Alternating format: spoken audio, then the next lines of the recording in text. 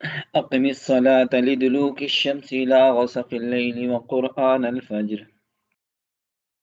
إن قرآن الفجر كان مشهودا ومن الليل فتهجد به نافلة لك عسى أن يبعثك ربك مقاما محمودا صدق اللہ العظیم۔ سورہ بنی اسرائیل آیت نمبر 78 اور آیت نمبر 79۔ گزشتہ آیات کے اندر جو سی پچھلی آیات تھی ان میں یہ بتایا گیا تھا کہ حضور اکرم صلی اللہ علیہ وسلم کے اوپر تکالیف ڈھانے اور آپ صلی اللہ علیہ وسلم کو ہر اعتبار سے ستانے کے کافروں کے جو حربے تھے ان میں سے ایک حربہ ان کا یہ بھی تھا کہ حضرت محمد عربی صلی اللہ علیہ وسلم کے لیے مکہ کی سرزمین کو اتنا تنگ کر دیا جائے کہ وہ یہاں سے نکل جائے اور حضور صلی اللہ علیہ وسلم کو مکہ کی سرزمین سے نکال دیا جائے۔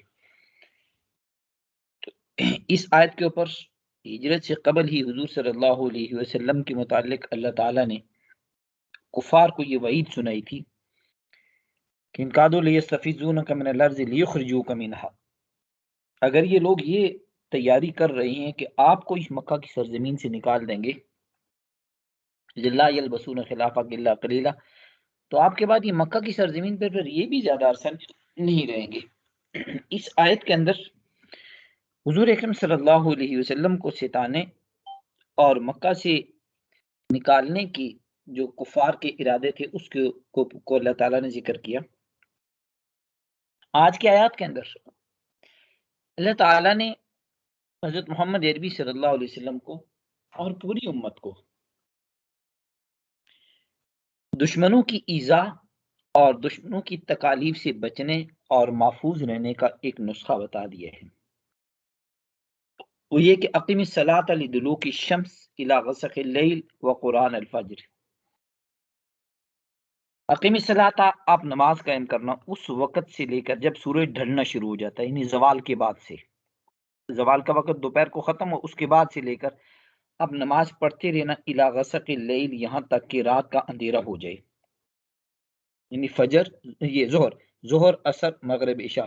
دلوک الشمس سورج کے زوال کے وقت کو کہتے ہیں، جب سورج مائل ہو جائے، زوال ہو جائے، وہاں سے آپ نماز شروع کرنا، اور الی غسق اللیل، یہاں تک کہ جب رات بالکل اندھیرا چھا جائے اس وقت بھی نماز پڑھنا۔ تو اس میں یہ چار نمازیں آ گئی، ظہر زوال کے فوراً بعد، پھر اس کے بعد عصر، پھر اس کے بعد مغرب، اور غسق اللیل رات کی مکمل تاریکی آنے کے بعد، یعنی سورج غروب ہونے کے بعد جو مغرب کی طرف سفید یا سرخ روشنی رہتی ہے، اس روشنی کے ختم ہونے کے بعد بھی نماز پڑھنا۔ تو یہ مغرب اور عشاء کی دو نمازیں اس کے اندر آ گئی۔ تو یہ اس ایک آیت کے اس ایک حصے کے اندر ان چار نمازوں کا ذکر ہے، ظہر عصر مغرب اور عشاء۔ اس ساتھ بتا دیا وہ قرآن الفجر، اور فجر کی قرات بھی، یعنی فجر کی نماز بھی۔ ان قرآن الفجر، بے شک فجر کی نماز میں قرآن کا پڑھنا ایک ایسا عمل ہے کہ کان مشہود ہے، جس میں فرشتے حاضر ہوتے ہیں۔ اس آیت کے اندر اللہ تعالیٰ نے حضرت محمد عربی صلی اللہ علیہ وسلم کو اس بات کا حکم دیا ہے کہ آپ کفار کی تکالیف سے دل برداشتہ نہ ہوں، آپ نمازوں کے پابند رہیں۔ جب آپ نمازوں کے پابند رہیں گے تو آپ کا دشمن آپ کا کچھ نہیں بگاڑ سکے گا، آپ دشمن کی ایذا سے اور دشمن کی تکالیف سے آپ مکمل طور پہ محفوظ رہیں گے۔ ان کے مکر، ان کے تدبیریں جتنے بھی ہیں، ان کی چالاکیاں جتنی بھی، ان کی چال، آپ نے نماز نہیں چھوڑنی، آپ محفوظ رہیں گے۔ قرآن کریم کے اندر ایک دوسری جگہ اللہ تعالیٰ نے اس بات کو اس سے بھی زیادہ واضح طور پہ بیان کیا، وَلَقَدْ نَعْلَمُ أَنَّكَ يَضِيقُ صَدْرُكَ بِمَا يَقُولُونَ، اے محمد صلی اللہ علیہ وسلم، یہ کفار جو کچھ کہہ رہے ہیں یہ ساری باتیں ہمیں معلوم ہیں، جو کچھ یہ کہہ رہے ہیں ان کی ساری باتوں سے ہم واقف ہیں۔ وَلَقَدْ نَعْلَمُ أَنَّكَ يَضِيقُ صَدْرُكَ، یہ چیزیں آپ کے دل کے اوپر بڑا بوجھ بن جا رہی ہیں، لیکن آپ ان کی ایذا سے بچنے کے لیے فسبح بحمد ربک، آپ اپنے رب کی تسبیح بیان کرتے رہنا اور سجدے کرتے رہنا. نہیں نماز اور تسبیح، اللہ کی یاد اور نماز، یہ دو چیزیں ایسی ہیں ان کو نہ چھوڑنا، اللہ تعالیٰ آپ کو ان کی ایذا سے محفوظ رکھے گا. اور ظاہری بات ہے کہ جس وقت انسان کو کہیں سے بھی کوئی تکلیف، ایذا اور مصیبت کا آنے کا اندیشہ ہو تو اس وقت انسان اللہ کی مدد کی طرف پلٹتا ہے کہ اللہ اس معاملے میں تو میری مدد کر. اور اللہ کی مدد حاصل کرنے کا سب سے افضل ترین ذریعہ جو وہ نماز ہے. قرآن میں اللہ نے فرمایا وَاسْتَعِینُوا بِالصَّبْرِ وَالصَّلَاةِ، صبر اور نماز کے ذریعے سے اللہ کی مدد حاصل کرو. یعنی کو مصیبت آتی ہے، کو غم آتا ہے، کو پریشانی آتی ہے، تو اس میں سب سے پہلی چیز تو یہ صبر کرو، اور دوسری چیز یہ کہ نماز کا اہتمام کرو، نماز کو اپنی زندگی سے نہ جانے دو. یہ دو چیزیں اپنے اندر پابندی سے رکھیں گے تو اللہ تعالیٰ مصیبتوں، پریشانیوں، دکھوں اور تکلیفوں سے آپ کو اللہ تعالیٰ بچا دیں گے. دوسری چیز ساتھ یہ بتائی کہ ان قرآن الفجر کان مشہودا، فجر کی نماز میں فرشتے حاضر ہوتے ہیں. ایک حدیث میں حضور اکرم صلی اللہ علیہ وسلم نے اس کی وضاحت بیان فرمائی کہ آپ صلی اللہ علیہ وسلم فرماتے ہیں کہ اللہ تعالیٰ نے دنیا کی نظام کو چلانے کے لیے کچھ فرشتے ایسے متعین کیے ہوئے ہیں جو دن کو زمین پہ ڈیوٹی دیتے ہیں، اور کچھ فرشتے ایسے ہیں جو رات کو ڈیوٹی دیتے ہیں. جن فرشتوں نے دن کے وقت حساب کتاب کر لکھنا ہوتا ہے، یہ ڈیوٹیاں اور ذمہ داریاں دینی ہوتی ہیں، جو کام فرشتوں کے ذمہ اللہ تعالیٰ نے لگائے ہیں، وہ فجر کی نماز میں زمین پہ اتر آتے ہیں. جو مسلمان فجر کی نماز ادا کر رہے ہوتے ہیں اس وقت یہ فرشتے زمین پہ اتر آتے ہیں اور یہ پورا دن ادھر ہی رہتے ہیں. اور پھر عصر کی نماز کا جب وقت ہوتا ہے تو یہ دن والے فرشتے آسمان کی طرف چلے جاتے ہیں، اور جن فرشتوں نے رات کو کام کرنے ہوتے ہیں وہ رات والے فرشتے عصر کی نماز کے وقت آ جاتے ہیں. یہ عصر والے پوری رات یہاں رہیں گے، یہ فجر کے وقت یہ سارے چلے جائیں گے. ان قرآن الفجر کان مشہودا، یہ فجر کی نماز ایک ایسا عمل ہے کہ اس میں فرشتے، سارے ہی فرشتے حاضر ہوتے ہیں. کون سے والے؟ جو ان سے رات کو ڈیوٹی کر چکے، رات کو جو ان کی ذمہ جو احکامات لگائے تھے وہ کر چکے، یہ والے بھی فجر میں موجود ہیں، اور جنہوں نے دن کو کام کرنا ہے وہ بھی یہاں پہ آگے. تو یہ سارے کے سارے فرشتے نماز فجر کے اندر حاضر ہوں گے، نماز فجر کے اندر موجود ہوں گے. اس وجہ سے نماز فجر کو کبھی نہ چھوڑو کہ اس میں یہ ایسا بابرکت وقت ہوتا ہے کہ اس میں فرشتوں کی تعداد باقی نمازوں کی طرف، فجر میں اور عصر میں، ان میں باقی نمازوں کی نسبت فرشتوں کی تعداد زیادہ ہوتی ہے. اسی وجہ سے اب آپ دیکھیں یہاں فجر کا حکم دیا، ان قرآن الفجر کان مشہودا، فجر کی نماز میں فرشتے حاضر ہوتے ہیں. اور قرآن کی ایک دوسری نماز میں اسی طرح عصر کا ایک خصوصیت کے ساتھ حکم دیا گیا ہے، حافظوا علی الصلوات، ساری نمازوں کی پابندی کرو، والصلاۃ الوسطی، اور خاص کر کے یہ درمیانی نماز، نماز وسطی یعنی نماز عصر، اس کا خاص طور پہ خیال کرو. تو اب ان دونوں چیزوں کو اگر آپ ملائیں، اس آیت کو اور اس آیت کو، تو جسے پتہ چلتا ہے کہ نمازیں تو ساری کی ساری انسان کے اوپر لازم ہیں، لیکن یہ دو نمازیں ان کی تاکید الگ سے کی جا رہی ہے کہ فجر کی نماز میں فرشتے حاضر ہو رہے ہوتے اور عصر کی نماز اس کا خاص طور پہ دھیان کرو کہ اس میں بھی فرشتے زیادہ حاضر ہو رہے ہوتے ہیں.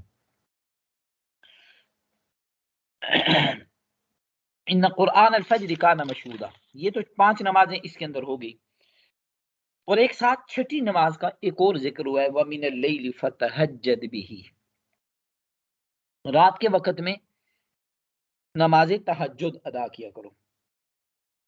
نافلۃ لک، یہ آپ لوگوں کے اوپر ایک نفلی نماز ہے، ایک اضافی نماز ہے جو فرض نہیں ہے. نافلۃ لک، یہ ایک نفلی نماز ہے. اب نماز تہجد کے مسائل اور نماز تہجد کے احکامات انشاءاللہ اگلی کلاس میں ہوں گے. اس سے اگلا جملہ اس کے اوپر میں بات کرتا ہوں کیونکہ ہماری کافی وقت سے لائٹ گئی ہوئی اور چارجنگ کم ہے، کہ ایسا نہ ہو کہ درمیان میں ختم ہو جائے تو وہ تہجد کا 2 حصوں میں جب تقسیم ہوگا تو آج والی بات کہ ایسا نہ ہو کہ درمیان میں رہ ہی جائے. اس آیت کے دوسرے حصے پہ اگر آپ آئیں، اللہ تعالیٰ فرماتے ہیں عسیٰ ان یبعثک ربک مقاما محمودا، آپ کے ساتھ ایک وعدہ ہے حضرت محمد عربی صلی اللہ علیہ وسلم کے ساتھ اللہ تعالیٰ ایک وعدہ کر رہے ہیں کہ عسیٰ ان یبعثک ربک مقام محمودا، آپ کے ساتھ یہ وعدہ ہے کہ اللہ تعالیٰ آپ کو مقام محمود پہ پہنچائیں گے، اللہ تعالیٰ آپ کو ایک مقام محمود پہ پہنچائیں گے. یہ آپ سے وعدہ ہے، عسیٰ ان یبعثک ربک مقام محمودا، آپ کو ایک مقام محمود پہ پہنچائیں گے. یہ مقام محمود کیا چیز ہے؟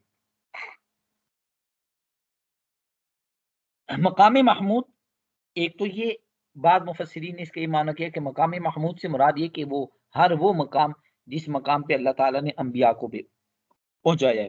لیکن صحیح تر اس میں قول یہ ہے کہ مقام محمود سے مراد شفاعت کبریٰ ہے. ایک حدیث ہے، اس حدیث کو اگر ہم سامنے رکھیں تو مقام محمود ہمیں سمجھ آ جائے گا. حضور اکرم صلی اللہ علیہ وسلم نے فرمایا کہ تم جب اذان کی آواز سنو تو اذان کی آواز سننے کے بعد میرے لیے تم وسیلہ کی دعا مانگا کرو. اب یہ وسیلہ ایک ایسی جگہ ہے جو اللہ تعالیٰ اپنے بندوں میں سے صرف ایک ہی بندے کو دے گا. کہ وسیلہ ایک مقام کا نام ہے، ایک جگہ کا نام ہے، یہ ایک مرتبے کا نام ہے. اللہ تعالیٰ اپنے سارے بندوں میں سے صرف ایک کو ہی دے گا، اور وہ مجھے یقین ہے کہ وہ میں ہی ہوں گا. اور وہ وسیلہ کی دعا اسی وجہ سے آپ دیکھیں اذان جب ہوتی ہے دوسروں کا ہم پڑھ رہے ہوتے ہیں، اذان کے بعد اللہم رب هذه الدعوۃ التامہ والصلاۃ القائمہ آت محمد الوسیلۃ والفضیلہ وبعثہ مقاما محمودا الذی وعدتہ. یہ اذان میں جو اذان کی دعا کے بعد وبعثہ مقاما محمودا الذی وعدتہ، اللہ ایک مقام محمود کا تو نے حضرت محمد عربی صلی اللہ علیہ وسلم سے وعدہ کیا ہوا ہے. یہ مقام محمود پہ حضرت محمد عربی صلی اللہ علیہ وسلم کو وہ لازماً پہنچانا. حضور صلی اللہ علیہ وسلم فرماتے ہیں کہ جو کوئی آدمی اذان سننے کے بعد یہ والی دعا پڑھ لے، اللہم رب هذه الدعوۃ التامہ والصلاۃ القائمہ آت محمد الوسیلۃ والفضیلہ وبعثہ مقاما محمودا الذی وعدتہ، یہ دعا پڑھ لے، حضور صلی اللہ علیہ وسلم فرماتے ہیں حلت له شفاعتی، اس انسان کے حق میں میری شفاعت واجب ہو جاتی ہے. یعنی یہ لازمی ہو گیا کہ اب اس بندے کی قیامت کے دن میں شفاعت کروں گا. اب اس دعا کے اندر بھی مقام محمود کا ذکر ہے. اب یہ مقام محمود کون سی چیز ہے؟ جس کو شفاعت کبریٰ کہتے ہیں. قیامت کے دن سارے کے سارے انسان میدان حشر میں موجود ہوں گے، کئی ہزار سال گزر جائیں گے، اللہ تعالیٰ حساب کتاب کا معاملہ نہیں شروع کریں گے.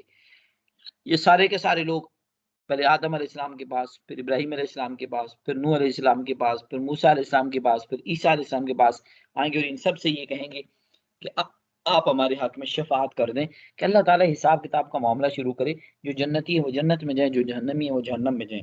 ہر پیغمبر یہ کہیں گے لست ہناکم، میں وہ والا نہیں ہوں جو شفاعت کر سکے. آج وہ شفاعت کرنے والے کوئی اور ہیں، یہ مقام محمود کسی اور کے لیے ہے، یہ میرے لیے نہیں ہے، یہ کسی اور کے لیے ہے.